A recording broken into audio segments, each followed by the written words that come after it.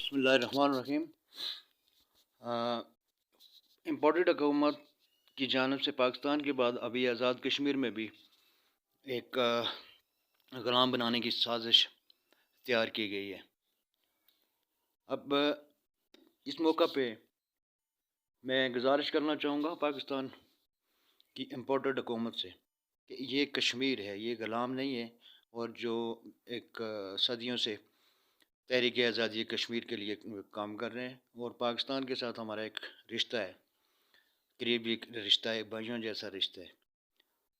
پاکستان کو تباہ کرنے کے بعد، اس کی معیشت کو تباہ کرنے کے بعد، اب آزاد کشمیر میں یہ سازش نہیں چلے گی۔ کشمیری باغیرت قوم ہے، یہ کبھی بھی کسی کی غلامی کو قبول نہیں کریں گے۔ اس لیے ہم قبل از وقت آپ سے گزارش کرتے ہیں کہ آزاد کشمیر میں مداخلت اور سازش سے باز رہیں۔